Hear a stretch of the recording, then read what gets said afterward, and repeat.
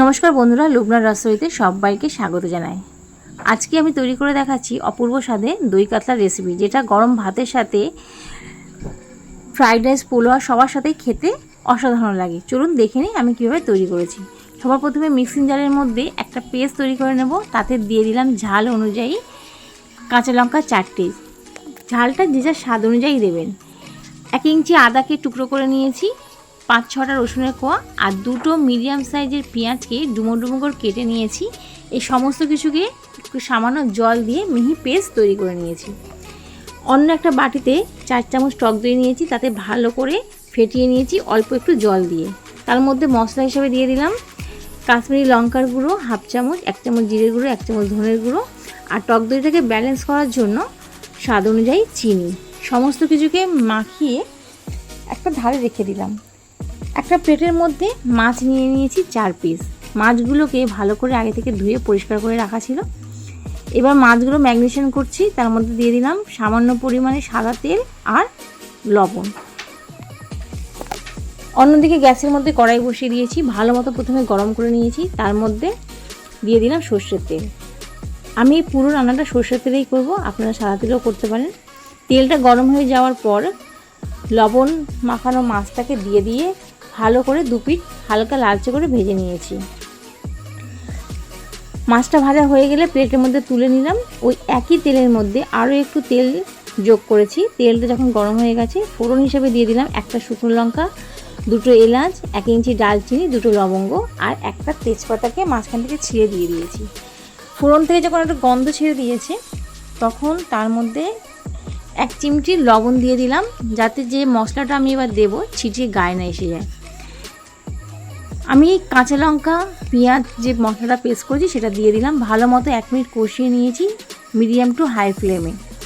মশলার মধ্যে যে জলটা ছিল সেটা যখন শুকিয়ে গেছে, তখন মিক্সিং জার ধুয়ে আরও একটু জল আমি যোগ করে দিলাম।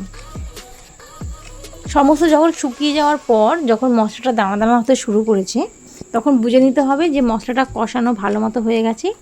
এবার যে টক দইয়ের মিশ্রণটা তৈরি করে নিয়েছিলাম সেটা দিয়ে দিয়েছি। আর এখন গ্যাসের ফ্লেমটা একদম লোতে রেখে দিয়েছি। ভালো মতো কষিয়ে নিচ্ছি। ততক্ষণে আরও একটা পেস্ট তৈরি করে নেবো। ওই একই মিক্সিং জারের মধ্যে দিয়ে দিলাম 6টা কাজু বাদাম আর 6টা অ্যালমন্ড। সামান্য জল দিয়ে পেস্ট তৈরি করে নিয়েছি। এখানে 5 মিনিট মশলাটা কষানো হয়ে গেছে একদম লো ফ্লেমে।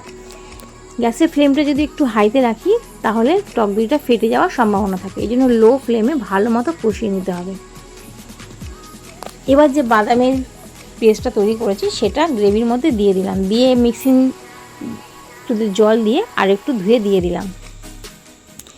এখন অনবরত ভালো করে কষিয়ে নিতে হবে, যাতে কড়াইয়ের নিচে মশলাটা লেগে না যায়, যেহেতু কাজু বাদাম এখানে অ্যাড করেছি। দেখুন ভালো মতো কষিয়ে নিয়েছি মিনিট 5 সময় ধরে। মশলা থেকে পুরো তেল ছেড়ে দিয়েছি। এখন দিয়ে দিলাম স্বাদ অনুযায়ী লবণ। লবণটা একটু বুঝে দিতে হবে, কারণ এর আগেও আমি লবণ ব্যবহার করেছিলাম তেলের মধ্যে। দেখুন মশলাটা পুরো শুকিয়ে গেছে।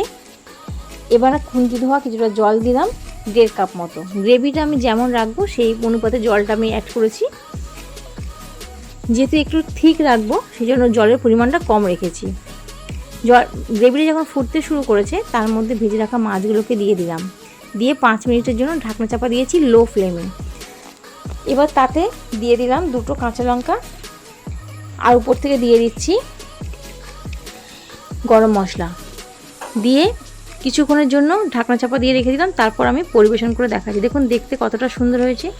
আপনাদের যদি রেসিপিটা ভালো লেগে থাকে, তাহলে চ্যানেলটা অবশ্যই সাবস্ক্রাইব করবেন, পাশে থাকা বেল আইকনটি প্রেস করবেন, লাইক, কমেন্ট এবং শেয়ার করবেন। খুব সহজে তৈরি করে নিলাম দই কাতলা রেসিপি। ভিডিওটি প্রথম থেকে শেষ পর্যন্ত দেখার জন্য ধন্যবাদ।